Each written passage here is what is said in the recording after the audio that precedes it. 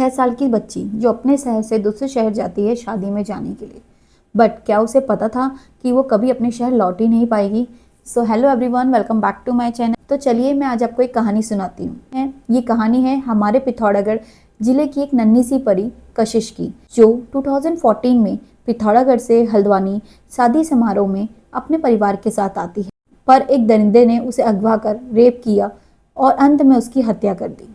फिर उस दरिंदे को हाईकोर्ट ने फांसी की सजा सुनाई, पर आज 2025 में 11 साल बाद सुप्रीम कोर्ट ने उस दरिंदे को बाइज्जत बरी कर दिया। आप सोच सकते हैं ऐसा हो सकता है, बट यस, ऐसा हुआ है। अगर आप में से कोई भी उत्तराखंड का है तो आपको पता ही होगा आजकल उत्तराखंड में क्या चल रहा है। बहुत सारी कैंडल मार्च निकल रहे हैं, रैलियां निकल रही हैं कशिश के लिए, उसको इंसाफ दिलाने के लिए। तो मतलब मुझे समझ में नहीं आया कि सरकार ने ये क्या किया, या हमारे सुप्रीम कोर्ट ने क्या फैसला लिया, या हमारे न्यायाधीश क्या फैसला लेते हैं। तो क्या मैं ये कहूँ कि आज से जो 11 साल पहले जिस बंदे को फांसी की सज़ा सुनाई गई थी वो गलत थी? क्या उस टाइम पे उन्होंने कोई सबूत नहीं देखा था? जैसे अभी कह रहे हैं कि उसके खिलाफ उन्हें कोई पक्का या पुख्ता सबूत नहीं मिले, तो क्या वो 11 साल पहले जब उन्होंने फांसी की सज़ा सुनाई उस टाइम उन्होंने वो न्याय गलत दिया? तो उस टाइम पे अगर हमारा सरकार सही थी, या उस टाइम पे अगर उन सबूत थे, तो अभी सबूत कहाँ गए? अभी कैसे हमारी सरकार कह सकती है कि सबूत नहीं थे इसलिए हमने उन्हें बाइज्जत बरी कर दिया? तो मैं आप सबसे ये पूछना चाहती हूँ कि जैसे हमारा एक मिथ कहो कि कहें, हम लोग की क्या सोच है ना कि लड़कियां छोटे कपड़े पहनती हैं इसलिए उनका रेप हो जाता है, लड़कियां रात को निकलती हैं इसलिए उनका रेप हो जाता है। आप मुझे ये बताइए, ये तो 6 साल की बच्ची थी, इसकी क्या गलती थी? इसकी तो कोई गलती नहीं थी ना।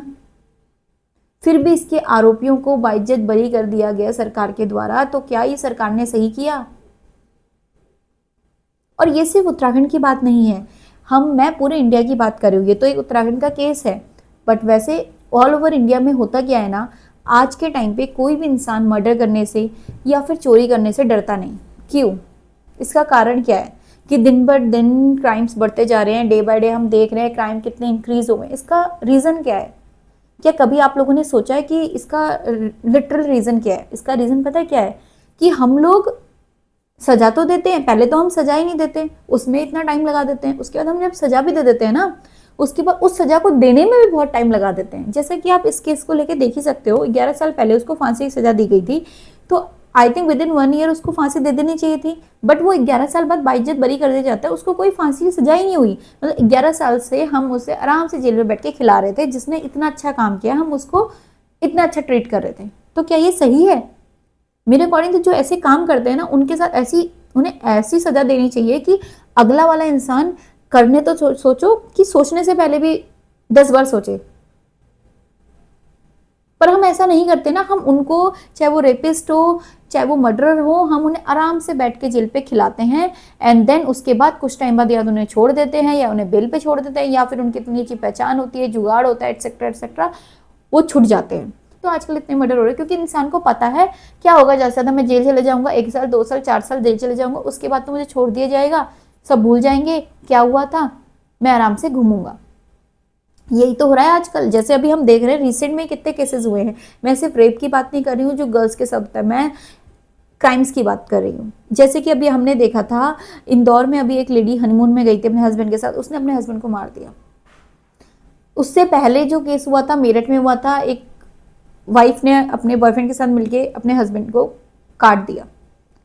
तो अगर हमने वो मेरठ वाली लेडी को एक अच्छी सजा सुनाई दी थी, तो क्या वो इंदौर वाली लेडी को करते समय भी पहले वो सोचती ना? बट हमने दी नहीं ना, हमने आराम से उसको रख दिया जेल में। तो मैं सरकार से गुजारिश करूंगी, तो अपनी सरकार को इस मामले में सोचने की बहुत ज़्यादा ज़रूरत है। नहीं कहती कि किसी को बिना सबूत के सजा दी जाए, पर हाँ मैं ये जरूर कहती हूँ कि हम जो ये करते हैं ना, सजा दे देते हैं, उसके बाद हम सजा देने के बाद हम इतना वेट करते रहते हैं पता नहीं किस चीज़ का, कि हाँ कोई और आए उसको छुड़ा ले, या फिर केस चलता रहे। या तो होता क्या है इंडिया में, या तो केस पे केस चलता रहता है, या फिर थोड़े टाइम बाद उसको बरी कर दिया जाता है, पर सजा तो सजा ही रह जाती है, वो सिर्फ उसी टाइम के लिए थी। अगर उसको फांसी की सजा 11 साल पहले दे दी होती या 10 साल पहले दे दी होती, तो क्या आज वो छूट पाता? नहीं छूट पाता। तो इसके बाद क्या हुआ? औरों का हौसला तो बढ़ गया ना, जो ऐसा करने की सोचते भी नहीं है, उनका भी वो डायरेक्शन में जाता है, अरे कर लिया तो कोई बात नहीं, छूट तो जाएंगे ही, होगा क्या ज़्यादा से ज़्यादा, जेल ही तो चले जाएंगे। लोग यही सोचते हैं, सबका माइंडसेट यही हो गया है। तो प्लीज़ मेरी सरकार से गुजारिश है, प्लीज़ इस मामले में कुछ कीजिए, नहीं तो ऐसे ही क्राइम बढ़ते जाएंगे और आप कुछ भी नहीं कर पाएंगे। तो इसी के साथ इस वीडियो को मैं यहीं पे करती हूँ एंड। मेरा सरकार से यही निवेदन है कि कशिश जो इतनी छोटी सी बच्ची थी, उसको पता भी नहीं था कि रेप होता क्या है, उसको ये भी नहीं पता था कि लोग, वो बच्ची है, उसको कुछ नहीं पता था, उससे इतना बुरा हुआ, आपने उसके हत्यारे को कैसे छोड़ दिया। प्लीज़ उसे कड़ी से कड़ी सजा दी जाए और तुरंत दी जाए। ये नहीं कि फिर से अगेन लोग इतना प्रोटेस्ट कर रहे हैं, रैली निकाल रहे हैं, मार्च निकाल रहे हैं, इस चक्कर से आप उसे फिर से जेल में डालें और फिर थोड़े टाइम बाद फिर वही करें जो आपने अभी किया। ऐसा नहीं होना चाहिए, उसे तुरंत सजा मिलनी चाहिए। सो धन्यवाद। आप मेरी बात से कितने लोग सहमत हैं, प्लीज़ कमेंट ज़रूर कीजिएगा कि आपको भी लगता है कि हमारी सरकार को इस मामले में सोचने की ज़रूरत है।